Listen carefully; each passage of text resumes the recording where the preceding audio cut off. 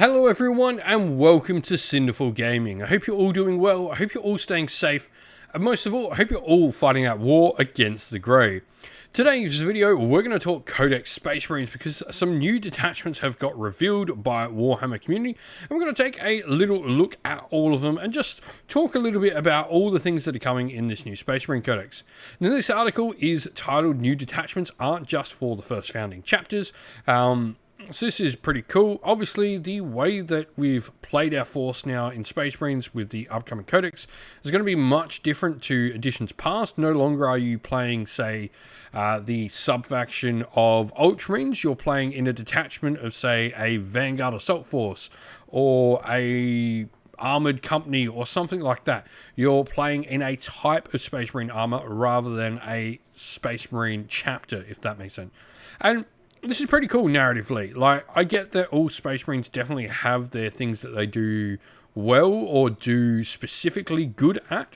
But all Space Marine chapters can fight in different ways. Most of them, except for like the special snowflake armies like Space Wolves or Black Templars, generally fight the same way, or at least can fight in multiple different ways.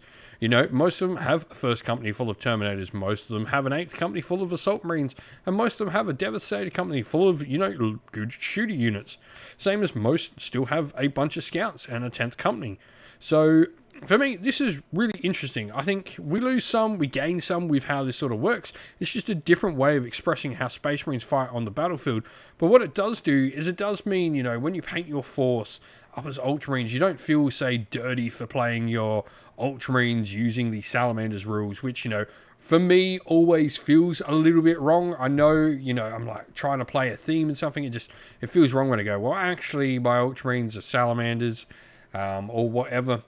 Today's video is brought to you by Gap Games, a fantastic retailer in Australia for a variety of different miniature war games. If you'd like to help support the channel, we have an affiliate link where by clicking on and purchasing, you'll help support the channel, but you'll also help support Gap Games, which is a fantastic servant to the community. But we've got two new detachments here we're going to take a look at. Obviously, we are going to get 7 detachments in the Space Marine Codex, 6 of them focusing on the first founding chapters and giving you sort of specific ways to fight, which is pretty cool. And one of them will be the Storm Lance Task Force. Obviously, as you can tell, bikes here, this is supposed to be the White Scars one. And while, you know, there are certainly a lot of abilities, enhancements and stratagems geared toward mounted units like the Outriders of Invader ATVs, the detachment special rule itself doesn't require any of those keywords. It can be applied to just all Adeptus Astartes unit, which is Adeptus Astartes units are able to charge in a turn in which they advanced or fell back. This is really cool. In fact, I think I might use this on one of my own Space Marine chapters. I have an Emperor Spear army that I've been building up, so looking at getting them on the table, I think probably going to see them make some use of this because they're supposed to be like an aggressive Ultramarine successor. I mean, some people have summarized the Emperor Spears correctly. As you know, their Ultramarine Space Wolves is a pretty accurate description of them. But I really like this. I think, like it says down below, like this could be really cool in smaller games where you're not having to purchase your transports to get some extra mobility on a bunch of your combat units. This can really help some of your slower units on the table, things like Blade Guard Veterans, Terminator Assault Squads, those units that can't really put out a lot of shooting power, but you maybe in those point-size games don't have the points for transports. Now, it does say, you know, like this benefits units that also have abilities that work on the charge. So your Assault Intercessors with jump packs have a Hammer of Wrath rule that we get to check out, which is just each time they charge, every model in the unit that ends with engagement range of an enemy unit rolls a d6 for each 4+, 1 mortal wound. Now, you know, on average that would be 5 in a unit of 10, and if that unit of 10 can be effectively doing it out, and can be quite a substantial amount of mortal wounds, and 4+s are an interesting one because they're easy to spike, they're easy to roll bad on, but, you know, there could be games where you could do like 30 or 40 wounds over the course of a game with an Assault Intercessor unit being able to do this every turn, which is pretty cool, but, you know, there could also be the game where they do 5. It's entirely possible.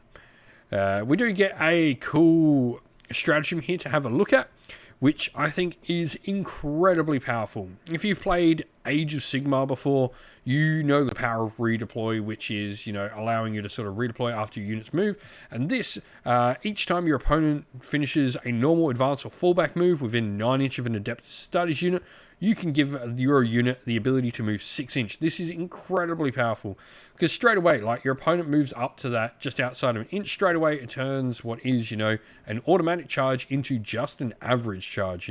6 inches away, now all of a sudden you are 7 inches away.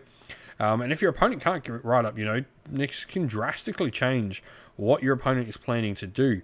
There's also some really fun things where you could move your unit back, or even move units forward as well.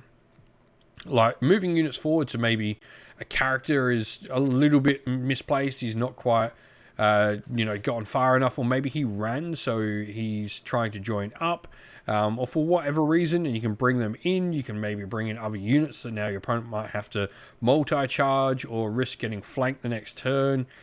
Really, really cool stuff. You can bring a unit up to screen your opponent out of objectives. There is lots and lots of uses for this ability. But we do get a second look at a different detachment at parts of it, which is the Vanguard Spearhead. Obviously, this is supposed to be Raven Guard, but also will work for any army that's really making heavy use of Phobos Marines. And so we get this ability where in your shooting phase, you can make some ranged attacks and you get improved ballistic skill and armor penetration. And if one or more enemy models destroyed as a result, you can force battle shock tests, which are really, really nice. Detachment rule is Shadow Masters, which protects your units on the table. You will get the ability of -1 to hit and benefit of cover if your opponent is not within 12 inch when they're shooting you. But all in all, I think these are really, really cool. These are going to give some interesting options for Space Marines. I love the idea of how you can play these different ones in like a Crusade campaign. Say you've got a particular set of units and go, well, I'm going to deploy some 9th Company stuff, so I'm going to use the Vanguard Spearhead to represent, my heavy troops sort of sitting in the backfield protecting themselves, or I'm going to deploy the 6th Company, which is heavy bikes, and so I'm going to use the detachment up here, the Stormlance Task Force. So really, really cool stuff. What do you all think of the new Space Marine stuff, though? I'd love to hear everyone's thoughts down in the comments below. And that's the end of the video. We hope you all enjoyed it. If you did, please don't forget to leave a like and subscribe to the channel, and also drop a comment down below letting us know what you thought about the video. If you'd like to come chat more with me and other members of our fine little community here at Sinful Gaming, we have a Discord server linked down in the video's description. Also linked down in the video's description are the best ways to help support the channel.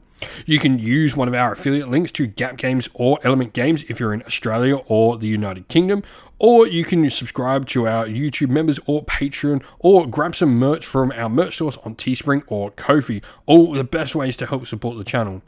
As a special thanks to all our Patreon and YouTube members, we'd like to give them all a shout out. So thank you to our Patrons: Broken Chef, Andy C, Grimskull, Colorblind Magic, Benjamin Swallows, James Cater, Mark Harvey, Domir, Average Wargamer, JJ Austrian, Cure Dynamic, Andrew Bowen, Outer and Shot First, Kenny Lowell and Soren, and to our YouTube members: Green Roots Gaming, Ronya, Lock Lorick, The Johnny84, Broken Chef, Ariana Edwards, Monty's Tabletop Terrain, James Tillman, Disco, John Castle, and Gargamel196.